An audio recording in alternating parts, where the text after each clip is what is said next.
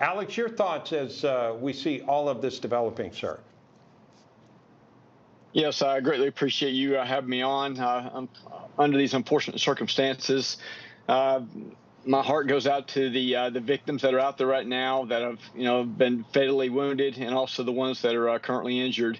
My heart goes out to those people, and everyone should be taking a moment to say a prayer for those people that they pull through. It's a very scary situation. The funny thing about active shooter situations that people don't take into account is active shooter situations don't have a timestamp on them. They don't have a RSVP, say the date of when it's going to happen. You're either ready for it or you're not, and your mind has to always, unfortunately, be mentally rehearsing. I'm a former cop, and being in that process as a cop, everywhere we go, we're constantly mentally rehearsing about possible situations that could arise. Whether I'm walking to a bank or where I'm walking into a store, what have you, I'm always looking for exits. I'm looking for hard rooms, such as bathrooms that only have one way in, one way out. You're constantly looking for that. And unfortunately, in this day and age, with the more violent that society gets, you've got to be ready for those situations. Always prepare for the best. Prepare for the worst, but hope for the best in everything you should do. And right now, they got the people that are, sheltering in place. You have your first responders that come in to try to do the right thing and try to take out the assailant. But that guy could be anywhere, especially on a very large campus. So it comes down to you, America, as an American, to get up and stand up and do something about it. The days of see something, say something are over. And now it's time to you see something, you need to do something about it yourself and make things happen. Because that old saying, when seconds count, cops are minutes away, and you got to do something about that. I'm going to give you a few tidbits for your audience out there to be able to use for future incidents, whether it's a student or a parent, what have you. Is knowledge is power, and knowledge weighs nothing. And a lot of times these kids are wearing backpacks, hopefully still carrying backpacks, and books can save your life. So if you have a backpack on, they're telling you to shelter in place, what have you, and you're not running anywhere, you're taking this backpack, and you put it on the front of you with the straps all around if you're sheltering in place. And the reason why I tell you to put your book bag on the front is because this book here could actually stop, pistol round bullets. I'm going to show you right here in the middle of this one bullet has stopped a duty round right there. That is a Ranger FXT 9mm police bullet that we shoot off our own weapons, and that stopped a bullet there right halfway through this one book. And so, like I said, books can save your life. Have that on. If you're running away, put that book bag on your back with both straps and run away with your head down as fast as possible, perpendicular to where the bad guy's at, and that will hopefully help to save your life. And lastly, is you got to be prepared to fight that suspect. Guess what? As of right now, my understanding is that there was only just one shooter. How many people are on that campus? Hundreds? Thousands? Guess what? That bad guy, he's going to take out and he's going to shoot some people, unfortunately. But, instead of going out as a nobody statistic, go out there and make things happen and save your brethren, because guess what? No one is guaranteed to be on this earth alive forever, and you've got to do something about that. Make an impact on your life, even if it means, sacrificing yourself to save others. Do something great and help those around you. And also, our understanding. By the way, our understanding. I don't mean to interrupt you. We have the little. Is that a shooter has been apprehended, and that another shooter, the reports are, if these are correct, has been taken out, who has expired, who's been killed. And again, this is all coming out, but we don't believe that there is a known shooter still on campus. The people we understand were involved. So they're trying to secure the campus, shelter in place still in effect. But we don't think, at least, that there's another shooter who has been identified, although, of course, they want to be careful. Yeah. No, Alex, you're just talking about safety and precaution measures. As a mother or as a parent, my boys are not old enough to be in college yet. But, Florida is a concealed carry state. It also permits individuals to get and purchase electronic weapons, tear gas guns, billy clubs, and knives. Would you recommend, a college-aged person arming themselves with one of these things? Our understanding is that the student union was a gun-free zone, but that doesn't mean that they couldn't, that students weren't carrying their own protection. Yes, ma'am. Those are excellent points. Number one, you need to always, follow the laws and the rules of the land. If it says, don't carry weapons on campus, well, please don't do that. But for whatever wild reason, there was a parent that showed up on scene and they see an active, shooting taking place, and they happen to be armed.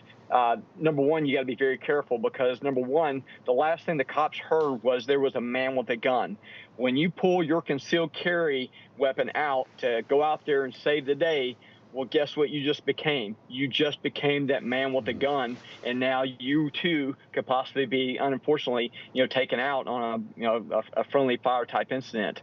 As far as pepper spray and everything else, again, it goes back to your policies of that college and the laws of that land of what you can and cannot do. If you're off campus, I highly suggest getting something I'm not anywhere affiliated with. I just love the product. It's called a Kimber Pepper Blaster 2, and it shoots approximately 15 feet out of a high density of a gel type of OC. But again, you're only good to about 15 feet from there. It's kind of hard to deal with that when you have a man with a gun. It goes back to multiple people tackling that bad guy and taking him out. And that's happened time and time again where people are brave enough and courageous enough to do the right thing if they're close enough. Instead of trying to run away and getting shot in the back, they go ahead and turn around and charge the guy, knock him down, and make things happen. My understanding, he possibly had a shotgun and also a pistol. The man has to reload sooner or later, and that's your chance to make things happen. I also want to talk about people that are sheltering in place that could possibly be wounded, whether they were wounded for the gun themselves or they were wounded trying to run away from the bad guy. What to do. And there's three biggest things that you need to be worried about is massive hemorrhaging. That's lots of bleeding. I need to be worried about pneumothorax, talking about chest heals on the front and back, and also about wound packing, for blood that's coming out of the shoulders or the groin area. Some more tidbit tips for your audience here. If you find yourself in a bad way, trying to stop off with the limbs and such, whether it be in your arms or your legs, you can take something as easy as a strap. You could take a cord or what have you and wrap that high and tight around your arm as high as you can.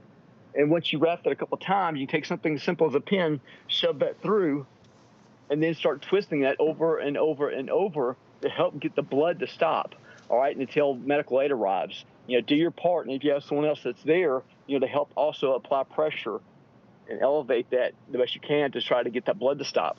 Also talking about wound packing, taking T-shirts, you can take whatever you got to shove inside, those junction areas.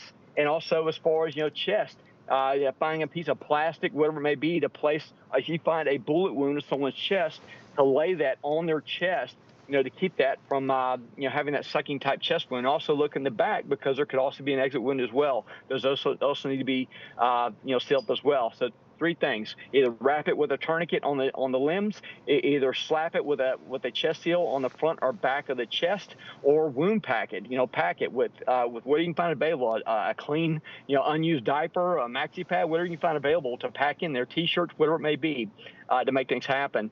Because in the end, you've got to look out for you, because you can't always depend on other people to come save the day. Sometimes you have to be your own hero and make things happen.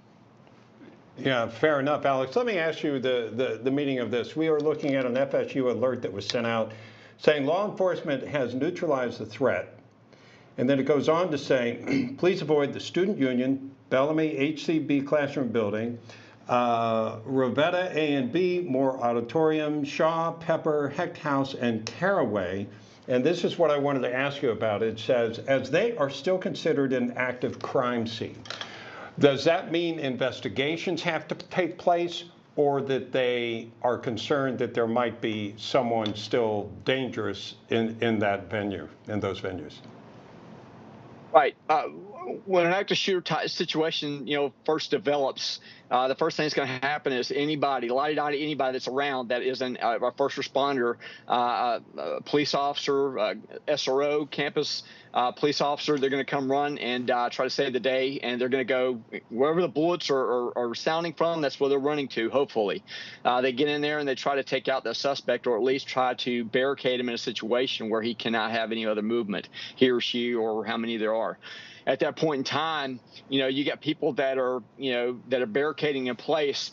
That's when you have SWAT teams and these other agencies come out, U.S. Marshals, you have, ATF, FBI, DEA, everybody comes out to help out, because it takes a lot of people to go in from building to building, floor to floor, and doing what they call a secondary search. And that's when they're going into each room methodically, checking behind desks, they're checking in closets, they're checking behind doors, they're checking everywhere for two things. One, to let the kids know, hey, you're safe, come on out, and also help dealing with injuries at that point. And that's why it goes back to knowing how to, to give yourself a personal, first aid until that medical aid arrives, because it could be, an hour or so before you actually see an ambulance that can get to you because of a hot situation.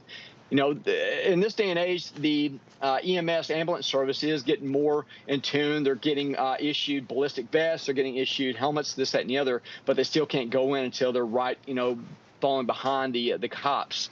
Before that time, usually the cops would have to secure the scene and everything had to be safe before they bring EMS in. But now that the EMS is starting to take on a bolder role, and they're starting to follow in behind cops as they're clearing down hallways and door to door. Going back to your situation where you're talking about people with concealed carry that happen to be nearby, trying to say that, hey, again, you got to be careful, because you just became that man with a gun, and now you're getting shot in the back, or shot because people thought you were the bad guy instead of you being the innocent person trying to help out. You got to have a way to identify yourself. All right, Alex, thank you very much. Alex Coker. Thank you. Appreciate you.